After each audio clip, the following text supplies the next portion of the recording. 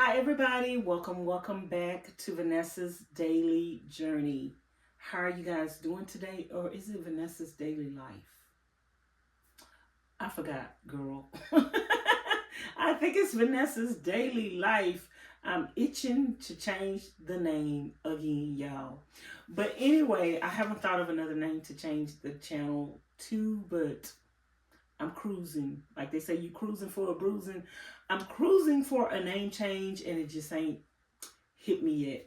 So hello you guys and welcome back to the channel. How are you guys doing? Welcome to all my new subscribers, all my returning subscribers. Welcome to the people that are always in the bushes and you're watching and you're never leaving comments. And welcome to the trolls who keep coming back even though they've been blocked. Okay, y'all. So anywho, I want to talk about, a lot of you guys have been enjoying my story times, and basically when I first came to YouTube, I was at the beginning of my healing journey. I was at the beginning of overcoming depression. I was at the beginning of walking away from my family. I was at the beginning of overcoming self-harm. And I was just at the beginning of giving it all to God. And, you know, during that time frame, it took a lot. It took a lot of work. It took a lot of healing. It took a lot of heartache and a lot of pain, a lot of trial and error. And I am here today, 2025. And I think my real healing journey started in 2000, and when I started getting real revelation from God, where I was accepting the revelation that God was giving me at that time, was probably in 2008. Maybe as late as 2010, but I think it was probably around 2007, 2008 where I was beginning to get my real revelation from God, the real healing and the deliverance that I need, that has led me on the road today. I used to could not talk about these stories, you guys, without crying and without bawling. I still get emotional, but the level of emotions that I have now compared to the day of old, it is like 100% difference. Like for real, for real, for real. You wouldn't believe the amount of healing that I have received, the amount of growth, the amount of deliverance and freedom that I have in my life today, and the amount of peace that I have in my life today that I didn't have back then. So today I want to talk about how keeping my mother's biggest secret almost killed me, because her secret directly impacted my life. And like I said in a previous video, your mother's sins will affect her children. The sins of your mother, the sins of your fathers, the sins of your grandmothers, the sins of your family members are gonna affect the people around them. And 9 times out of 10, the children do get affected by their sins. The children get affected by them living in sin and making decisions based on that sin, and then the repercussions of that sin affect the children. So it's just like a boomerang. You sin, it's gonna come back on you. And when it come back on you, it's going to affect everybody around you. Duh, what part of that don't you understand? So let me give my disclaimer at the beginning of the video. I am not a doctor. I'm not a lawyer. I'm not a physician. I'm not a therapist. I'm not a coach. I am just Vanessa. I'm a person who has been through a lot in life. And I'm a person that is recovering from my toxic past. I'm a person that has sought self-healing because that's all I could afford. I could only afford the blood of Jesus and the help of Jesus, and that's it, and that's all. I do not take any medication. I have never been on medication before in my life, and I don't like medication. So I have went the route of self-healing. I don't suggest that for you. I suggest you to do whatever God leads you to do if you believe in God. If you don't believe in God, that's on you too. I can't tell you who, when, where, what to serve. Also, I want to let you guys know this is my story, this is my journey, this is my healing, and this is my channel. Please do not leave comments in my comments telling me to honor thy mother and father. I am in no shape, form, or fashion dishonoring my mother. First of all, I have stated in the video that I don't feel like I had a mother, and therefore I can't dishonor anything that I've never had. I am not saying anything bad about my mother. You don't know who my mother is. If you choose to go and find out who my mother is, that's on you. I'm not providing that information. I'm not saying her name. So if you choose to go find out who she is, you're the one in the wrong, not me. I believe you're the one that's sinning, not me. This is my story. This is my journey. I don't think that a person that has been through things and them telling their story and them being able to tell their story has helped them heal, helped them stay alive, is dishonoring anyone. And if, in your opinion, it is, then that's an opinion you can keep to yourself, because I have a personal relationship with God, and I personally do not feel that I'm dishonoring anyone by telling my story, what happened to me, what they did to me, and sharing that with my audience to let them know that there is life after that.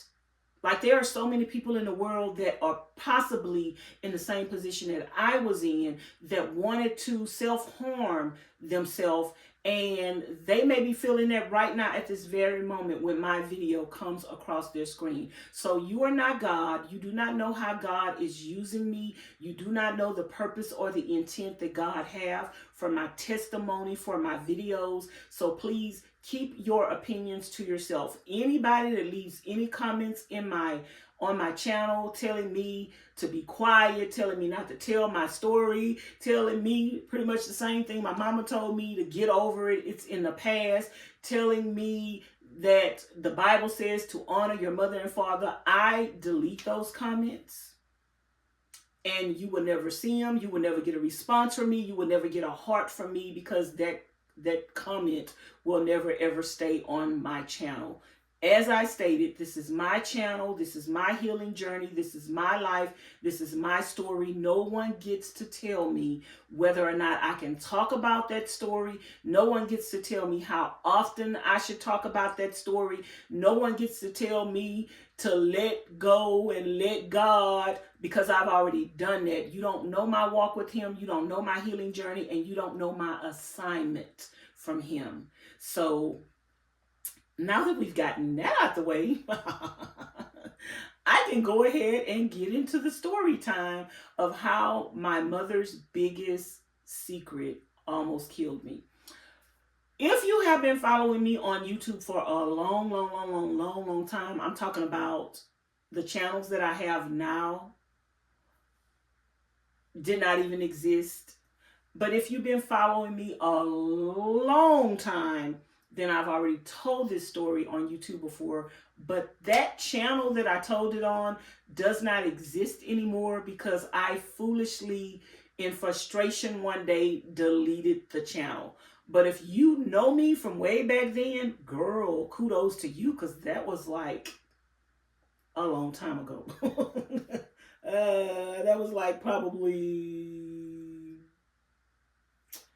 maybe in 2005, maybe in 2006 or 7, somewhere around there. Like, that was a long time ago. I don't know if you guys know me from YouTube way back then, because I deleted all those channels. But I almost died. My mother's sin almost suffocated me. It almost killed me. I didn't want to be here anymore. I was holding all of this trauma in And I was doing it for the sake of other people. I was doing it because I was young, dumb, and stupid. I was doing it because I didn't know that me holding that stuff in was hurting me. I didn't know that. And my mother's biggest secret that I believe that she's embarrassed of, that I believe that she cannot come to terms with, that I believe is the reason why she can't talk to me, won't talk to me, and I believe she sweeps everything under the rug. And that big secret that I kept that was killing me was, you know, when people were back in their days of sinning, when people were back in their days of wrong, they don't want anybody to know that part of them, which is rightfully so. But I personally feel like if God has delivered you from that past, He might also be allowing that past to be a testimony to others to help them. So my mother was young, dumb, and stupid, had 6 children, several different men. It remains to be seen how many baby daddies, because you know back then we didn't have no DNA test. You could say a child was for a man and he just believed you with no proof. So like, I don't know if all my sisters and brothers have the same daddies. I do know that several of us do not have the same daddies. I know that there are at least 4 daddies involved. Yeah, I know that there are at least 4 daddies involved amongst 6 children. And possibly, it could be possibly more than that. I don't know. I can't speak for her. So, and we don't have no DNA test to prove it. So we don't have any DNA test to prove it. So we just have to take her word for it. That is 4 different baby daddies for 6 children. But when I was a little girl, I remember this man coming around our family, and everybody said that it was our great uncle. So it was supposedly my grandmother's brother. And the next thing I know, and this man had recently got out of prison. And he had been in prison for years. I do not know what he went to prison for, but I know if somebody went to prison for 25 years or more, it was usually because they offed somebody, okay? Or they robbed somebody, or they did something. They had to do something pretty serious. But I was a child, so I didn't know what he had did. I just know that he had been to prison. And immediately when he came around, there was a lot of chaos in our family. There were accusations that he had the R word one of the other family members. There was another accusation that he had pushed, and I think I witnessed this, that he had pushed one of my younger cousins who was younger than me out of a window. And I believe I remember witnessing that one. And then next thing I knew, with all of that controversy and that drama in the family, he was living in the house with us. Now, this is supposed to be our great uncle, my mother's blood uncle. And I guess there's nothing wrong with a family member coming to stay with you. But then, when your mama is sharing the bedroom with her uncle, is that normal? Where y'all from? Is that normal? Then everybody in your family turns on your mother and start talking about her, and everybody in the family is saying all of these disgusting things about your mother, and you're a child. And of course it hurts you because you don't understand the gravity of what they're saying. You don't understand. And all you know is that your mom has this man in the house with her who is her man, and you're a child. You don't know that it's wrong. You don't know who he really is. He just came around, and all of a sudden she's living with this man. She's shacking up with this man. Of course, she's having sex with this man. And I have proof of that I will probably tell in another story. But there's proof that she slept with him. It's undeniable, okay? So she's sleeping with this man. They're shacking up.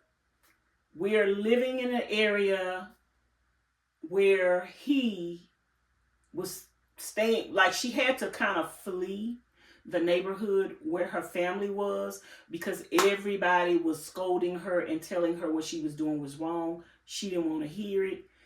And him and her moved in together, moved into some more apartments.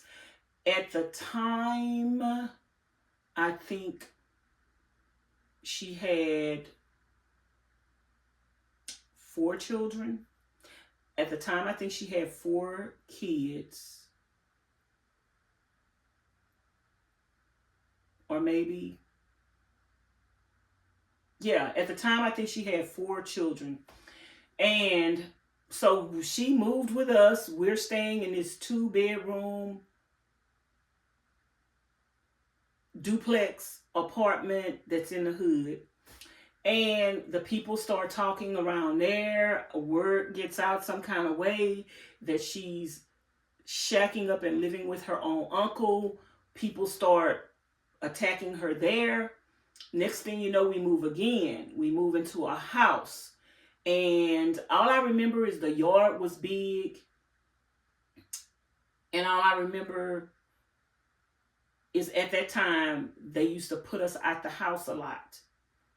And like that was the first time in my life I really got to go outside because they used to put us out the house a lot. And the reason why they used to put us out the house a lot was because they was doing the nasty. So the people in that neighborhood find out that that's her real uncle. And they pretty much don't want us as kids playing with their children. They're like, they don't think the apple gonna fall far from the tree, or they think some kind of way we're gonna contaminate their children. So then they don't want us playing with their kids. And they pretty much start a big ruckus. Like everybody in the neighborhood starts a big ruckus. And we have to move again. The story of my life. Always moved, always started a school, never finished the school. Story of my life. So I'm not going to tell the story of how it all transpired. I'll do that in another story time. But basically the story, the secret that I had kept for like all of my life was that my mother had a willing relationship with her own uncle, and her uncle, who was my great uncle, is the one that ended up sexually assaulting me as a child. He is living in the home with us. He has manipulated her in so many ways that she has turned her back on her whole family. She's ignoring her family, telling her that he's her uncle and she shouldn't be doing that. She has ignored all the people in the neighborhoods that have told her that it's wrong, that it's a sin. She has ignored, I remember in one of the places we lived, the first place that we lived,